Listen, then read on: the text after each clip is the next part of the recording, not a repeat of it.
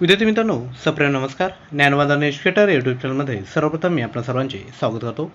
विद्यार्थी मित्रांनो, आजच्या व्हिडिओमध्ये आपण सराव प्रश्नपत्रिका क्रमांक 11 बघणार आहोत. लक्षात घ्या, या आधीच्या सर्व प्रश्नपत्रिका आपण चॅनलवर अपलोड केल्या आहेत. आपण चॅनलमधील प्लेलिस्टमध्ये जाऊन मॉक टेस्ट ही प्लेलिस्ट निवडू शकतात आणि या आधीच्या जेवढेही अपलोड केलेल्या प्रश्नपत्रिका आहेत विद्यार्थ्यांनो, त्या आपण सॉल्व्ह करू शकतात. लक्षात घ्या, आजच्या प्रश्नपत्रिकेमध्ये एकूण 25 प्रश्न असणार आहेत 50 गुणांसाठी, ज्यामध्ये मराठी, इंग्लिश आणि सामान्य ज्ञान या सर्व घटकांचा विद्यार्थ्यांनो आपण समावेश केला आहे. लक्षात घ्या, 25 प्रश्न विचारल्यानंतर विद्यार्थ्यांनो आपण प्रश्नांचं उत्तराचा गेस करायचा आहे आणि एकूण 25 पैकी किती बरोबर आलेत हे विद्यार्थ्यांना आपण खाली कमेंट करायचं आहे.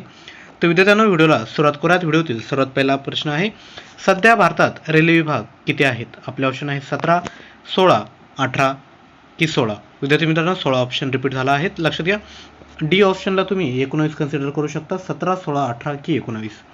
विद्यार्थ्यांनो, याचा आन्सर आपण गेस करायचा आहे. सध्या भारतात रेल्वे विभागात किती आहेत? तर लक्षात घ्या, सध्याच्या कंडिशनमध्ये भारतात एकूण ऑप्शन क्रमांक सी 18 रेल्वे विभाग आहेत. त्यानंतर क्वेश्चन क्रमांक 2, आजच्या अनेक खंडांच्या निर्मितीच्या अगोदर एक जिन्सी खंड होता, त्याचे नाव काय? आपले ऑप्शन आहेत गोंडवाना, लोरेशिया, पॅजिया की टेथिस. विद्यार्थ्यांनो, अंदाज व्यक्त करा. आजच्या अनेक खंडांच्या निर्मितीच्या अगोदर एक जिन्सी खंड होता, त्याचे नाव काय? तर लक्षात घ्या, ऑप्शन क्रमांक सी पॅजिया हे या प्रश्नाचं योग्य उत्तर आहे. त्यानंतर क्वेश्चन क्रमांक 3, लिंगमळा हा प्रसिद्ध धबधबा खालीलपैकी कोणत्या जिल्ह्यात आहे? आपले ऑप्शन आहेत सांगली, सातारा, पुणे की रायगड. विद्यार्थ्यांनो, अंदाज व्यक्त करायचा आहे. लिंगमळा हा प्रसिद्ध धबधबा खालीलपैकी कोणत्या जिल्ह्यात आहे? तर लक्षात घ्या, ऑप्शन क्रमांक सी पुणे हे या प्रश्नाचं योग्य उत्तर असणार आहे. त्यानंतर क्वेश्चन क्रमांक 4, पारकोई वन्यजीव अभयारण्य खालीलपैकी कोणत्या राज्यामध्ये स्थित आहे? आपले ऑप्शन आहेत अरुणाचल प्रदेश, मणिपूर, मेघालय की नागालँड. विद्यार्थ्यांनो, अंदाज व्यक्त करायचा आहे. पारकोई वन्यजीव अभयारण्य खालीलपैकी कोणत्या राज्यामध्ये स्थित आहे? तर लक्षात घ्या, ऑप्शन क्रमांक ए अरुणाचल प्रदेश हे या प्रश्नाचं योग्य उत्तर असणार आहे. त्यानंतर क्वेश्चन क्रमांक 5, मल्याळम कोणत्या राज्याची प्रमुख भाषा आहे? आपले ऑप्शन आहेत तामिळनाडू, कर्नाटक, केरळ की महाराष्ट्र. विद्यार्थ्यांनो, अंदाज व्यक्त करायचा आहे. मल्याळम ही कोणत्या राज्याची प्रमुख भाषा आहे? तर लक्षात घ्या, ऑप्शन क्रमांक सी केरळ हे या प्रश्नाचं योग्य उत्तर असणार आहे. लक्षात घ्या, महाराष्ट्राची राज्यभाषा कोणती आहे? महाराष्ट्राची मराठी. कर्नाटकची कोणती आहे? कन्नड. त्या पद्धतीने केरळची कोणती आहे? तर मल्याळम. ही गोष्ट लक्षात ठेवा.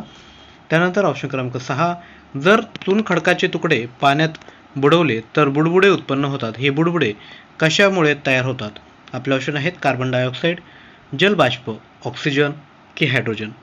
विद्यार्थ्यांनो, अंदाज व्यक्त करा. जर चुनखडकाचे तुकडे पाण्यात बुडवले तर बुडबुडे उत्पन्न होतात. हे बुडबुडे कशामुळे तयार होतात? तर लक्षात घ्या, ऑप्शन क्रमांक ए कार्बन डायऑक्साईड हे या प्रश्नाचं योग्य उत्तर असणार आहे. त्यानंतर क्वेश्चन क्रमांक 7, खालीलपैकी कोणती ही शरीरातील सर्वात मोठी ग्रंथ असून पित्तरस स्रवते? आपले ऑप्शन आहेत जठर ग्रंथी, स्वादुपिंड, यकृत की लाळ उत्पादक ग्रंथी.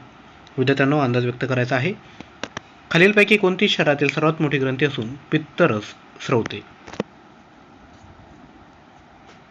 तर लक्षात घ्या, ऑप्शन क्रमांक सी यकृत हे या प्रश्नाचं योग्य उत्तर असणार आहे. त्यानंतर क्वेश्चन क्रमांक 8, खालीलपैकी कोणत्या खनिजाच्या अभावामुळे नखांचा आकार चमच्यासारखा होतो?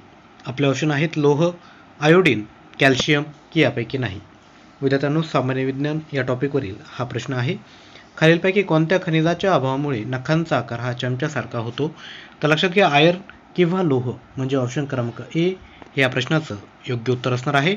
त्यानंतर क्वेश्चन क्रमांक 9, आहारामध्ये आयोडीनच्या कमतरतेमुळे कोणते विकार होतात? आपले ऑप्शन आहेत हायपोथायरॉइडिझम, क्रिटिनिझम, गॉइटर की ऑप्शन डी यापैकी सर्व. विद्यार्थ्यांनो, अंदाज व्यक्त करायचा आहे. आहारामध्ये आयोडीनच्या कमतरतेमुळे कोणता विकार होतो? तर लक्षात घ्या, ऑप्शन क्रमांक डी यापैकी सर्व हे विद्यार्थ्यांनो योग्य आन्सर असणार आहे. त्यानंतर क्वेश्चन क्रमांक 10, दूषित पाण्यात चालल्यामुळे खालीलपैकी कोणता रोग होण्याचा संभव असतो? आपले ऑप्शन आहेत हिवताप, लेप्टोस्पायरोसिस, क्षयरोग की कावीळ. विद्यार्थ्यांनो, अंदाज व्यक्त करा. दूषित पाण्यात चालल्यामुळे खालीलपैकी कोणता रोग होण्याचा संभव असतो? तर लक्षात घ्या, ऑप्शन क्रमांक बी लेप्टोस्पायरोसिस हे या प्रश्नाचं योग्य उत्तर असणार आहे. त्यानंतर क्वेश्चन क्रमांक 11, मार्गदर्शक तत्वांच्या प्रकरणातील कोणते कलम मादक पेयांच्या सेवनावरील बंदी घालण्याशी संबंधित आहे? आपले ऑप्शन आहेत कलम 42, 44, 46 की 47? विद्यार्थ्यांनो अंदाज व्यक्त करायचा आहे. तर लक्षात घ्या ऑप्शन क्रमांक डी 47 हे या प्रश्नाचं योग्य उत्तर असणार आहे. मार्गदर्शक तत्वांच्या प्रकरणातील कलम 47 हे मादक पेयांच्या सेवनावरील बंदी घालण्याच्या संबंधित आहे. त्यानंतर क्वेश्चन क्रमांक 12 भारतीय राज्यघटनेच्या कोणत्या कलमान्वये समान न्याय व गरिबांना मोफत कायदेशीर सहाय्य देण्याची तरतूद आहे? आपले ऑप्शन आहेत 42A, 44A, 46A की 39A? लक्षात घ्या राज्यसेवा मुख्य 2016चा हा प्रश्न आहे. विद्यार्थ्यांनो अंदाज व्यक्त करा. भारतीय राज्यघटनेच्या कोणत्या कलमान्वये समान न्याय व गरिबांना मोफत कायदेशीर सहाय्य देण्याची तरतूद आहे? तर लक्षात घ्या ऑप्शन क्रमांक डी 39A ह्या प्रश्नाचं योग्य उत्तर असणार आहे. त्यानंतर क्वेश्चन क्रमांक 13 भारतीय संविधानातील कोणते कलम मुला मुलींना निशुल्क व मोफत शिक्षण देण्याचे सांगते? आपले ऑप्शन आहेत 42, 44, कलम 46 की कलम 45? विद्यार्थ्यांनो अंदाज व्यक्त करायचा आहे. तर लक्षात घ्या भारतीय संविधानातील ऑप्शन क्रमांक डी कलम 45 मुला मुलींना निशुल्क व मोफत शिक्षण देण्याचे सांगते. त्यानंतर विद्यार्थ्यांनो क्वेश्चन क्रमांक 14 भारतीय राज्यघटनेत आंतरराष्ट्रीय शांतता आणि सुरक्षा यांचा समावेश खालीलपैकी कशात करण्यात आलेला आहे? आपले ऑप्शन आहेत राज्यघटना उद्देशिका, मूलभूत कर्तव्ये, राज्य मार्गदर्शक तत्वे की यापैकी नाही? विद्यार्थ्यांनो अंदाज व्यक्त करायचा आहे. भारतीय राज्यघटनेत आंतरराष्ट्रीय शांतता आणि सुरक्षा यांचा समावेश कशात करण्यात आला आहे? तर लक्षात घ्या ऑप्शन क्रमांक सी राज्य मार्गदर्शक तत्वे हे या प्रश्नाचं योग्य उत्तर असणार आहे. त्यानंतर क्वेश्चन क्रमांक 15 भारतीय राज्यघटनेच्या कोणत्या कलमात 6 ते 14 वयोगटातील सर्व मुलांसाठी मोफत व सक्तीच्या शिक्षणाची तरतूद केलेली आहे? आपले ऑप्शन आहेत 42A, 44A, 21A की 39A? विद्यार्थ्यांनो अंदाज व्यक्त करायचा आहे. तर लक्षात घ्या भारतीय राज्यघटनेच्या ऑप्शन क्रमांक डी 39A कलमात 6 ते 14 वयोगटातील सर्व मुलांसाठी मोफत व सक्तीच्या शिक्षणाची तरतूद आहे. त्यानंतर विद्यार्थ्यांनो आता मराठी व्याकरणाचे प्रश्न बघायचे आहेत. तर लक्षात घ्या पुढील प्रश्न आहेत. क्वेश्चन क्रमांक 16 वराती मागून घोडे ह्या म्हणीचा विद्यार्थ्यांनो योग्य अर्थ सांगा. खोटी कारणे सांगणे, योग्य वेळ निघून गेल्यावर काम करणे, बुद्धी नष्ट होणे की ऑप्शन डी दिवसभर स्वप्न पाहणे? विद्यार्थ्यांनो अंदाज व्यक्त करा. वराती मागून घोडे ह्या म्हणीचा अर्थ काय? तर लक्षात घ्या ऑप्शन क्रमांक बी योग्य वेळ निघून गेल्यावर काम करणे हे या प्रश्नाचं योग्य उत्तर असणार आहे. त्यानंतर विद्यार्थ्यांनो क्वेश्चन क्रमांक 17 माझा चष्मा आण यातील आण ही कोणते क्रियापद आहे? संकेतार्थ, विद्यार्थी, आज्ञार्थ की विधानार्थी? विद्यार्थ्यांनो अगदी सोपा प्रश्न आहे. सर्वांना या प्रश्नाचं उत्तर यायला हवं. माझा चष्मा आण, तर लक्षात घ्या आण ही काय आहे तर एक कमांड केली, बरोबर, आज्ञा केली आहे. त्यामुळे ऑप्शन क्रमांक सी आज्ञार्थ हे या प्रश्नाचं योग्य उत्तर असणार आहे. त्यानंतर क्वेश्चन क्रमांक 18 ज्या स्वरांचा उच्चार करायला जास्त वेळ लागतो त्यास काय म्हणतात? आपले ऑप्शन आहेत ऱ्हस्व स्वर, दीर्घ स्वर, व्यंजन की शब्द? विद्यार्थ्यांनो अंदाज व्यक्त करायचा आहे. ज्या स्वरांचा उच्चार करायला जास्त वेळ लागतो त्यास काय म्हणतात? तर लक्षात घ्या ऑप्शन क्रमांक बी दीर्घ स्वर हे या प्रश्नाचं योग्य उत्तर असणार आहे. त्यानंतर क्वेश्चन क्रमांक 19 खालील अक्षरांची ओळख सांगा. श आणि ज्ञ यांना आपण काय म्हणतो? अर्धस्वर, महाप्राण, जोडाक्षरे की स्वर? विद्यार्थ्यांनो अंदाज व्यक्त करा. खालील अक्षरांची ओळख सांगायची आहे. श आणि ज्ञ याला आपण काय म्हणतो? तर लक्षात घ्या या प्रश्नाचं योग्य उत्तर असणार आहे ऑप्शन क्रमांक सी जोडाक्षर आहेत विद्यार्थ्यांनो ही. त्यानंतर विद्यार्थ्यांनो क्वेश्चन क्रमांक त्याआधी माहिती घेऊयात. लक्षात घ्या अर्धस्वर कोणते आहे? य, यु, य, ल, व ही अर्धस्वर आहे. महाप्राण कोणता आहे? तर ह ही महाप्राण आहे. जोडाक्षर कोणते आहेत? क्ष आणि ज्ञ ही जोडाक्षरे आहेत, कारण की ते क आणि क्ष पासून बनलेले आहेत आणि द न यू पासून ज्ञ बनलेला आहे. त्यानंतर विद्यार्थ्यांनो क्वेश्चन क्रमांक 20 द्विगुणित आनंद यातील विशेषणाचा प्रकार ओळखा. क्रमवाचक संख्याविशेषण, आवृत्तीवाचक संख्याविशेषण, अनिश्चित संख्याविशेषण की पृथक वाचक संख्याविशेषण? विद्यार्थ्यांनो अंदाज व्यक्त करायचा आहे. द्विगुणित आनंद यातील विशेषणाचा प्रकार काय असेल? तर लक्षात घ्या ऑप्शन क्रमांक बी आवृत्तीवाचक संख्याविशेषण हे या प्रश्नाचं योग्य उत्तर असणार आहे. त्यानंतर विद्यार्थ्यांनो मराठी व्याकरणाचे प्रश्न one who lives on human flesh त्याला काय म्हणतो आपण? व्हेजिटेरियन, हर्बिव्होरस, कॅनिबल की कार्निव्होरस?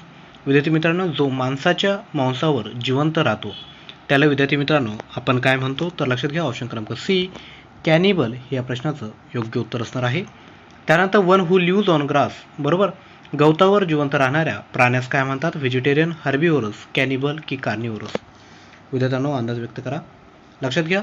One who lives on grass म्हणजे काय? ऑप्शन क्रमांक बी हर्बिव्हरस हे या प्रश्नाचं योग्य उत्तर असणार आहे. त्यानंतर क्वेश्चन क्रमांक 23, one who can eat all kind of food त्याला काय म्हणतात? व्हेजिटेरियन, हर्बिव्हरस, कॅनिबल की ओमनिव्हरस? विद्यार्थ्यांनो अंदाज व्यक्त करायचा आहे. One who can eat all kind of food त्याला विद्यार्थी मित्रांनो ऑप्शन क्रमांक डी ओमनिव्हरस हे असं आपण त्याला म्हणत असतो. त्यानंतर क्वेश्चन क्रमांक 24, one who lives on flesh त्याला काय म्हणतात? व्हेजिटेरियन, हर्बिव्हरस, कॅनिबल की कार्निव्हरस? विद्यार्थी मित्रांनो थोडा कन्फ्युजिंग प्रश्न आहे. याआधी आपण काय बघितलं होतं? ह्युमन फ्लेशवर जो जिवंत राहतो त्याला आपण काय म्हणतो? कॅनिबल म्हणतो. आणि जो फक्त मांसवर जिवंत असतो म्हणजे प्राण्यांचं कोणत्याही प्राण्याच्या मांसावर जिवंत असतो त्याला आपण कार्निव्हरस विद्यार्थी मित्रांनो म्हणत असतो. त्यानंतर आजच्या व्हिडिओतील शेवटचा प्रश्न, वन हू हेट्स वुमेन त्याला काय म्हणतो आपण? मिसोजिनिस्ट, कॅनिबल, सायकॅट्रिस्ट की अथिस्ट?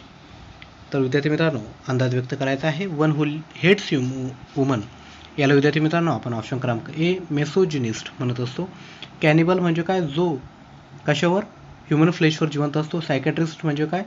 जो माणसाच्या काय म्हणता येईल आपण मानसिक रोगाचा जो उपचार करतो त्याला आपण सायकॅट्रिस्ट म्हणतो. आणि जो नास्तिक असतो त्याला आपण काय म्हणतो? अथिस्ट म्हणतो. तर विद्यार्थी मित्रांनो आपण टोटल 25 प्रश्न बघितलेले आहेत. तर विद्यार्थी मित्रांनो आपले 25 पैकी किती प्रश्न बरोबर आलेत हे विद्यार्थी मित्रांनो आपण खाली कमेंट करायचं आहे. आणि विद्यार्थी मित्रांनो तुमच्यासाठी प्रश्न, लिंगमळा हा प्रसिद्ध धबधबा खालीलपैकी कोणत्या जिल्ह्यात आहे? आपले ऑप्शन आहे सांगली, सातारा, पुणे की रायगड? विद्यार्थी मित्रांनो अंदाज व्यक्त करायचा आहे. आणि लक्षात घ्या तुमचे मार्क्स आणि या प्रश्नाचं उत्तर विद्यार्थी मित्रांनो खाली कमेंट करायचं आहे. तसेच विद्यार्थी मित्रांनो जर तुम्हाला व्हिडिओ उपयुक्त वाटला असेल तर विद्यार्थी मित्रांनो लगेच व्हिडिओला एक लाईक करा. तसेच आपल्या मित्रमैत्रिणींपर्यंत नक्की शेअर करा. आणि चॅनलवर नवीन असाल तर चॅनलला विद्यार्थी मित्रांनो सबस्क्राईब करून घ्यायचं आहे.